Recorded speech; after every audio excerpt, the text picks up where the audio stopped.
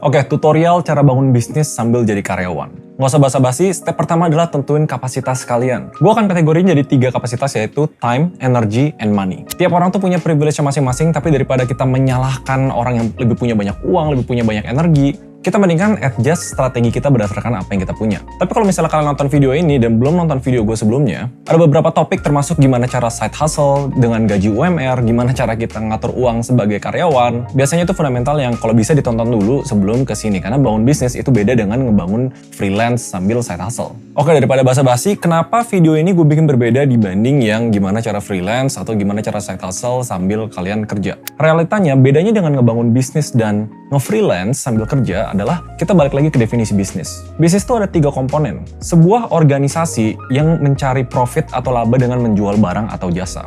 Kalau freelance cuma fokus ke 2 poin terakhir, yaitu mencari profit, cari duit dengan menjual barang atau jasa. Nah, kalau bisnis, kita tuh pengen ngelakuin 2 hal, yaitu gimana cara kita make money, tapi di saat yang sama bisnisnya tuh bisa autopilot, kita nggak kerja pun tetap uangnya bisa ngalir. Nah, kalau freelance, kita nggak bisa ngelakuin kayak gitu, karena mau nggak mau kita harus kerja terus. Pertama, kita harus bahas dari topik kapasitas time, karena semua orang at the end punya 24 jam, dan kalau kerja, mayoritas tuh punya jam sekitar 9-5, yang nggak bisa diganggu-gugat karena punya kerjaan utama. Dan itu sebenarnya nggak salah. Cuma satu hal yang pasti, kalau misalnya kita mau mulai bisnis, kita harus punya waktu. Kalau ada yang alasan, aduh nggak ada waktu, sebenarnya kita harus create waktu. Karena pasti kebanyakan orang tuh banyak habis kerja nonton Netflix lah, atau jalan-jalan sama pacar lah, atau misalnya leha-leha. Mau nggak mau, kalau kita mau ngebangun sebuah sistem atau ngebangun bisnis, itu kita harus nyediain waktu setiap hari, atau nggak setiap minggu adalah berapa jam kita komit. Di video dulu gue pernah bahas cara alokasi waktu. Simpelnya coba alokasi 1-3 jam kalau kita punya, misalnya setelah waktu kerja kita spend untuk ngembangin bisnis kita.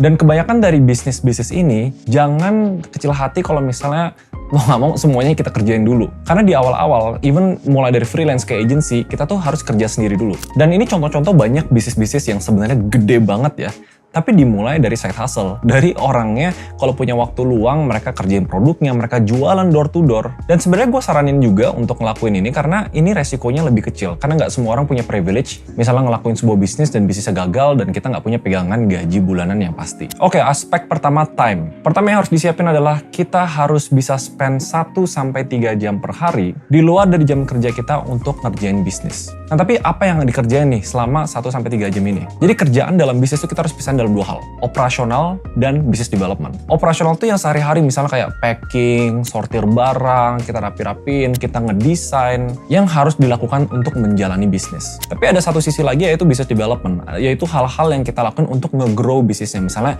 mikirin secara strategi, atau misalnya kita reach out ke orang untuk kolaborasi, atau kita collab sama brand lain untuk bikin produk yang lebih unik gitu campaign-nya. Nah, bedanya ngebangun freelance dengan bisnis, kita harusnya lebih banyak fokus ke sini, ke business development side. Kalau penonton lama gue pasti tahu gue advokat bisnis itu cuma ada 3 komponen, produk, marketing, dan operation. Kalau mau ngebangun bisnis yang sustainable, kita baiknya tetap fokus lebih banyak ke business development, mikirin produk yang lebih bagus gimana cara marketnya secara lebih unik, dan operation ini sebisa mungkin kita sisihin uang kita, sisihin profit kita untuk teman kita, biar kita bisa outsource atau hire orang untuk jalanin itu. Nah, perihal dari operation sebenarnya masuk ke kapasitas kita yang kedua, yaitu energy. Walaupun kita udah alokasi 1-3 jam per hari untuk ngebangun bisnis, tapi itu dipakai buat ngebalisin CS, untuk packing barang. Trust me, waktu kita tuh nggak bakal cukup. Jadi maksudnya energi itu apa ya? Energi itu maksudnya adalah human resource. Untuk ngebangun bisnis yang sustainable dan bisa autopilot, kalian harus mulai mikir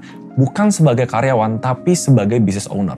Misalnya study case-nya kalian jualan online shop, yaitu ngejual barang-barang gift lah misalnya. Apa aspek keseharian yang biasanya kalian harus lakuin, misalnya kayak packing barang, balesin CS, yang makan banyak banget waktu dari kalian, dan kalau dipikir-pikir, oh ini bisa orang lain yang kerjain bukan gua gitu. Dan aspek energi ini kita harus pinter-pinter, karena selama kita menjadi karyawan, cara kita untuk punya waktu lebih di luar dari 1-3 jam itu adalah dengan kita membeli waktu. Kita ajak teman kita, atau minta tolong adik kita, atau minta tolong teman nanti sifatnya bagi hasil. Dan jujur pasti banyak dari kalian juga bingung, aduh gimana cara set gajinya, gimana cara cari karyawannya. Sebenarnya untuk bisnis-bisnis yang baru mulai, yang paling disaranin adalah dari circle sendiri. Oke, ini video to the point banget harusnya. Oke, time. Kita udah bisa bisa alokasi 1-3 jam, kalau bisa lebih banyak ngebangun sistem dan business development. Yaitu 3 jam itu kita spend dengan cari orang yang bisa gantiin kita, mikirin produknya apa, mikirin marketingnya apa. Secara energi kita harus sudah mulai bisa mapping kira-kira apa aspek-aspek dari bisnis ini yang bisa di outsource ke orang. Nah biasa jebakan Batman yang paling parah untuk kebanyakan pebisnis pemula adalah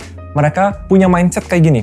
Ini gue bisa kerjain sendiri, kenapa nggak gue kerjain sendiri daripada gue bayar orang, gue lebih hemat. Itu technically benar gitu. Tapi dengan limited time yang kita punya, lebih penting mana? Ngejalanin kayak nge-packing yang sebenarnya kita bisa outsource ke orang lain, atau mikir, atau secara strategi kita pikir gimana cara kita punya omset 10 juta, gimana cara kita punya omset 100 juta. Bahkan lu boleh spend waktu 1-3 jam lu untuk brainstorming atau cari di YouTube tutorial atau nonton video ini untuk cari perspektif how to grow the business. Karena semakin kita obses ke dalam operation, energi yang kita nggak punya itu adalah energi untuk mikirin how to grow the business. Cara untuk operate atau run the business dengan grow the business soalnya butuh kayak dua mindset yang berbeda. Gue sengaja pilih topik paling sensitif di belakang, yaitu soal uang. Nanti ada bilang privilege, iyalah kalau misalnya gajinya gede, gampang, tinggal hire orang. Kalau gajinya kecil, gimana cara gue hire atau gimana? Sebenarnya gue pernah bahas video tentang gimana cara alokasi uang untuk gaji UMR, apalagi kalau misalnya mau bikin freelance atau bisnis. Simpelnya, kebanyakan bisnis di awal itu butuh modal. Yes, paling gede memang modal usaha, tapi karena kita punya energi terbatas dan waktu terbatas, kita harus bisa membeli usaha itu. Simpelnya gini, let's say kita punya gaji 5 juta sebulan. Kebanyakan kan doktrin alokasinya, oke, 20% harus ditabung gitu, misalnya harus diinvestasi gitu. Tapi jangan lupa, ngebangun bisnis adalah investasi. So let's say 1 juta dan 5 juta itu kita bisa alokasi untuk taruh di kas perusahaan. Jadi kita pisahin tuh duit untuk bisnis dibanding duit untuk yang lain-lain. Lalu nanti kita hitung-hitungan, misalnya oke, kita butuh hire orang yang buat packing, kita butuh hire untuk orang CS, yang sekarang kalian bisa cari di internet, nih referensinya banyak, jasa virtual untuk balas CS, untuk packing barang, itu tuh nggak semahal itu. Apalagi kalau misalnya kita bisa pull out of favor, misalnya dari teman atau organisasi kampus kita, atau misalnya temen yang kita kerja bareng di perusahaan itu. Karena kan most of the time mungkin ini bukan full time job buat mereka. Jadi analoginya uang jajan. Jadi simpelnya gimana soal uang? Gua sih rule of thumb gue adalah mengalokasikan 20% dari gaji kalau bisa ditaruh di kas perusahaan mayoritas untuk membeli energi, yaitu tenaga kerja. Biar apa? Biar kita punya waktu lebih untuk mikirin how to grow the business. Kalau kita udah punya framework ini sebenarnya gampang untuk mencapai bisnis yang profitable, bisa make a lot of money sambil autopilot. Seandainya udah sampai di tahap kita punya income yang bisa nutupin gaji kita 2 kali lipat misalnya, baru kita keluar dari status karyawan kita terus full time di bisnisnya. Nah tapi kasusnya gimana kalau misalnya kita nggak punya uang untuk disisihkan? Gimana cara kita cari tenaga kerja baru untuk ngisi energi kita biar kita punya more time? Simpelnya adalah profit sharing. Jadi kita somehow harus lebih extra effort untuk convince atau meyakinkan orang bahwa ini bisnis bisa jalan loh. Dan kalau bisnis ini jalan, gue bakal bagi lu 10% dari semua keuntungan gue untuk ngebantu gue per-CS-an sama packing-packing. Dan itu bisa dilakuin. Karena jangan lupa, bedanya ngebangun bisnis dengan freelance adalah harus membangun sistem dan operasional / organisasi untuk bantu kita make money. Di video ini gue lebih bahas tentang personal management, tentang resource yang harus dilakuin untuk membangun bisnis sambil jadi karyawan. Tapi kalau kalian mau resource lainnya, misalnya kayak gimana cara mulai bisnis dari nol, planningnya, gimana cara mulai bisnis tanpa modal, gimana cara apa. Khusus video ini gue bakal link semua di deskripsi, video-video tutorial gue seputar bisnis, freelancing, apalagi ngatur uang. Biar habis nonton video ini dapat gambarannya, kalian bisa nonton video-video yang lain untuk lebih praktikal. Again, kalau kalian misalnya pengen termotivasi lagi nih, gue tampilin lagi beberapa bisnis dan cerita-ceritanya gimana cara mereka mulai dari side hustle, dari bukan kerjaan utama mereka. Tapi hopefully video ini bermanfaat buat kalian. Yang harus gue tekenin, harus nggak semua orang jadi entrepreneur, nggak harus. Salah nggak jadi karyawan, nggak salah. Tapi mungkin video ini diperuntukkan buat kalian yang pengen explore something different dan pengen peruntungan dengan ngebangun bisnis atau startup. Kalau misalnya kalian ngerasa video ini bermanfaat, jangan lupa like, comment, subscribe. Gue bakal lebih sering post. Di Instagram gue juga bakal lebih sering post. Mungkin lebih banyak konten-konten bite size di Instagram. Jadi kalian jangan lupa follow. Kalau misalnya ada pertanyaan atau misalnya pengen discuss, feel free ngobrol di komen. I guess I'll see you guys in the next video. Bye-bye.